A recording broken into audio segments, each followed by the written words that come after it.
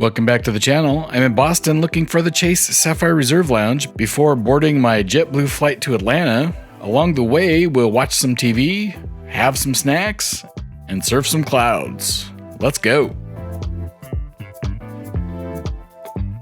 I've just been dropped aggressively by my Uber driver here in Terminal C. If you watched the last JetBlue flight, I was in the regular economy, and frankly, regular economy is pretty spacious. But today we're going to try the even more space seat in an A220. I think I got to drop my bag, and then I'm going to go to the Chase Sapphire Reserve Lounge. Check that out. All right, and I have to go to level 4. Look at that. No waiting.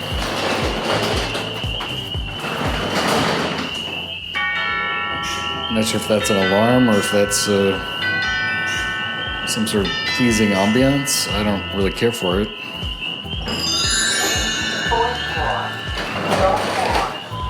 Yeah, I don't really care for that. Anyway, Sapphire Reserve has advertisements everywhere.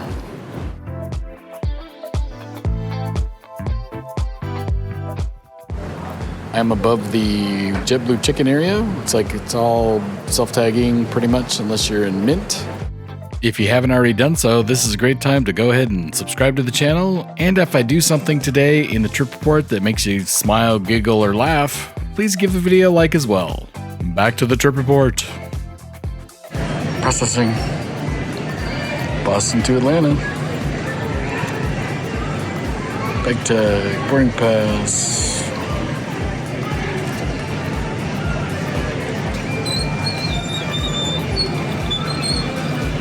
Bag drop super easy, and off to security and pre-check.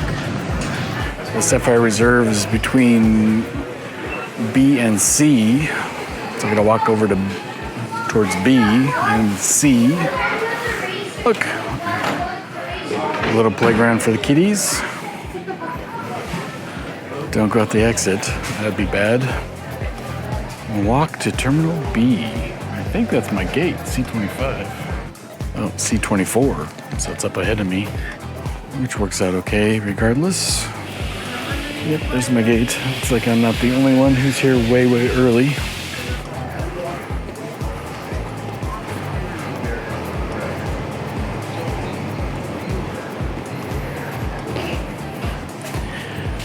I saw a big sign when I arrived. It's like by B48 or something. And welcome to the B concourse. Just said it was between B and C. I just walked between B and C and I didn't see it, so let's keep walking. Okay, we found the food court. Strong smell of seafood. Not surprising here in Boston. Apparently I walked past it, down by B40.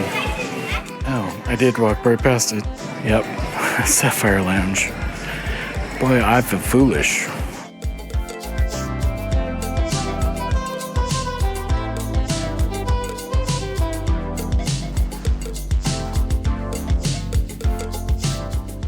Has some next level food. I think let's see, dairy, wheat. So I need G of town grain bowl, rice, tofu. Ooh, a tofu option. I can have that.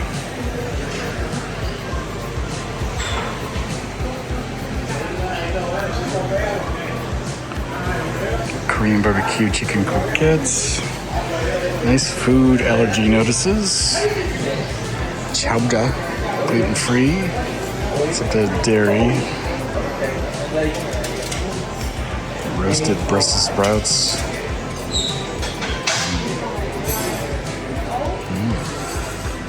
Fancy coffee. Love the fancy coffee. I think I'm gonna have coffee this afternoon.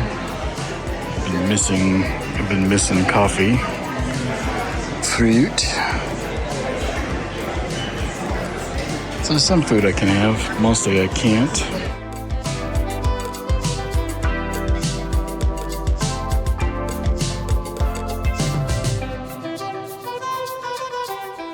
Need to find a seat by the window. Great views of the ramp.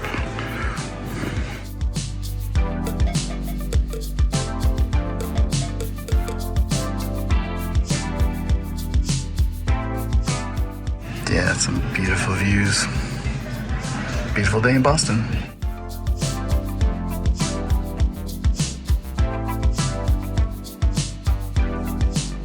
This Sapphire Reserve Lounge has some of the nicest decor and was the least crowded of any lounge I've been to in quite some time.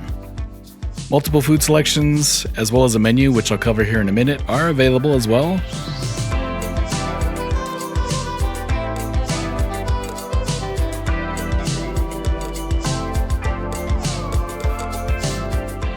A kid area, and then sodas. Another coffee station.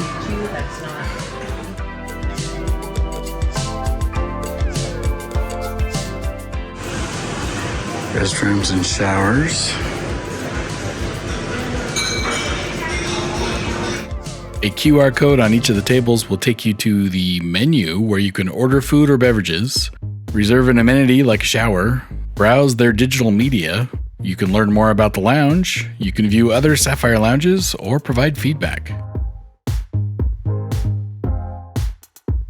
But as I discussed earlier, let's look at the food menu where you can get things made to order. You can get specialty items made to order from Chef Douglas Williams. I'm not familiar with Chef Douglas Williams, but he sounds very fancy. You can order a locally inspired cocktail, which somehow is different than a signature cocktail. Stick with wine.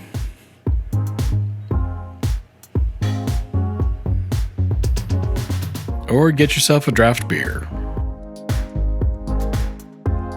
In addition, a key of allergens is included, so those of you with dietary restrictions like myself can consult this before ordering any food.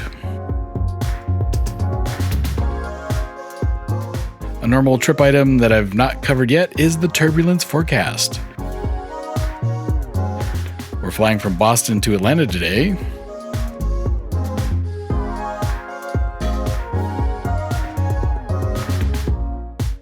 Taking JetBlue 697, leaving at 4:12. It is a Bombardier C Series, CS300 or A220-300 with a light turbulence forecast. So let's see how that works out in the actual flying.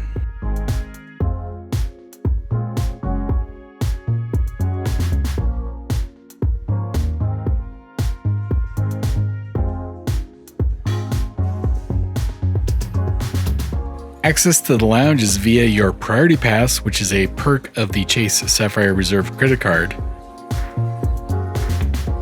Members can access the lounge once per calendar year using an allocated visit entitlement.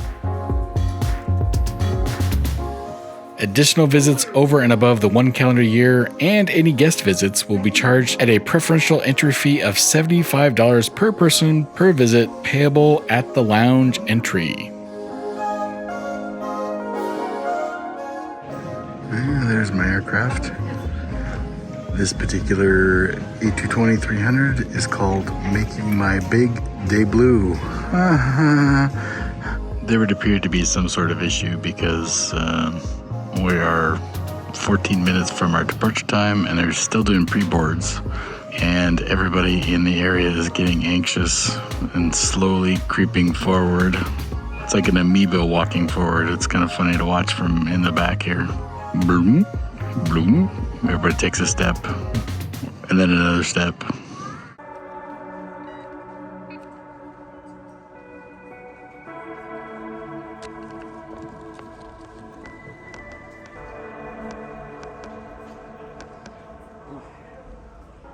Out there is a bright tunnel. Brand new jet bridge. It's got the new carpet smell.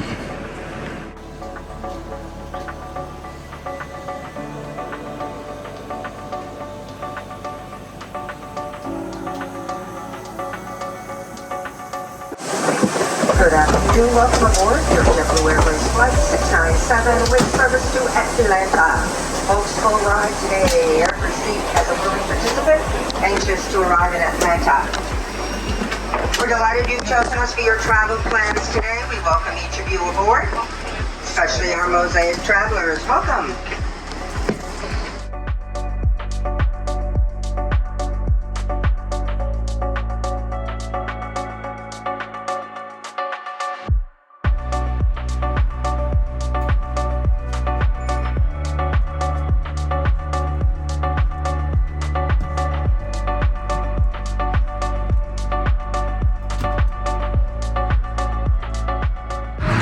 Check out the seat while we're boarding. Nice little TV screen. Interesting credit card reader in the back of the seat.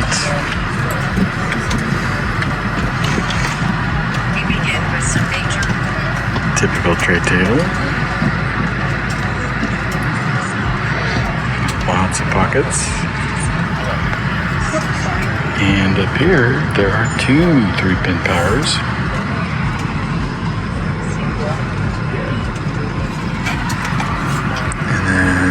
Bottom of the screen has a USB as well. So I will be opening the window soon. And kind of as expected, the even more space has just massive amounts of room. So I think the economy is probably about here. And then I got all that. So just massive. Very, very roomy. I like it.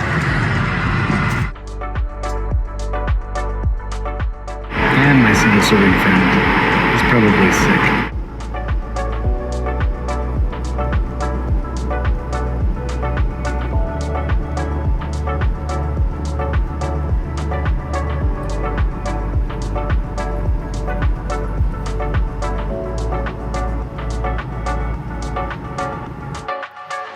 Once you're seated and you go through all the commercials, well, there's more commercials to come once you select something to watch. Regardless of all the commercials, once you're at your seat, you can watch movies, TV shows, or play games. But as many Avgeeks like to do, you can also look at the moving map.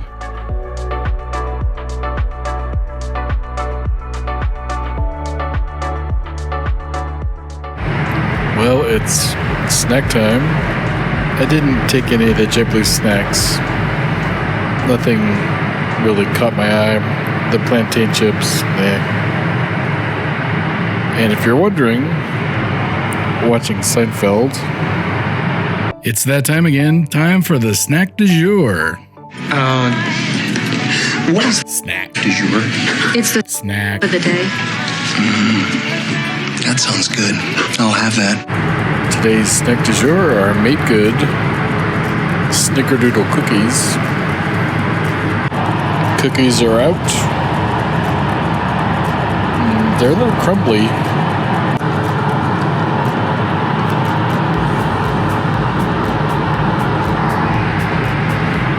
It's a little dry and crumbly, but it's very, very good. Very tasty. I give this snack du jour, it's probably one of my favorites so far. Anyway, back to the flight. We're about 45 minutes out, and recording audio works a lot better when you turn the microphone on. 22 minutes to go, and the best thing on the TV is the moving map. Surfing the clouds, seeing a circular rainbow around the shadow of my aircraft is truly one of my favorite flying experiences. Full-length, minimally edited takeoffs and landings can be found on my aviation channel. There's a link in the description if you want to see that. JetBlue welcomes you to Atlanta where the local time is 7 p.m. And as we wrap up, one additional quick note. There was effectively no turbulence on today's flight, so Turbly got this one right. Don't expect fast baggage. It's about a 5-minute walk from your gate to baggage claim, and it took 49 minutes for my bag to show up. JetBlue took me southwest out of Boston to Atlanta. We reached a peak altitude of 34,000 feet, with a flight time of 2 hours and 15 minutes, a little bit shorter than the average flight time, before landing to the west in Atlanta. This wraps up my JetBlue flying for 2023, I expect. If you have any questions or comments about flying on JetBlue, flying on an A220, flying in the even more space, please post them below and I'll do my best to give you a meaningful and instructive answer. And last, but certainly not least, an extra special thanks to all of my members. If you'd like to become a direct supporter of my channel, all you got to do is click the join button. You'll get some membership perks depending on the level you choose, and at very least, you'll get your name listed here in the end credits. Thanks for watching today. Happy travels, everyone.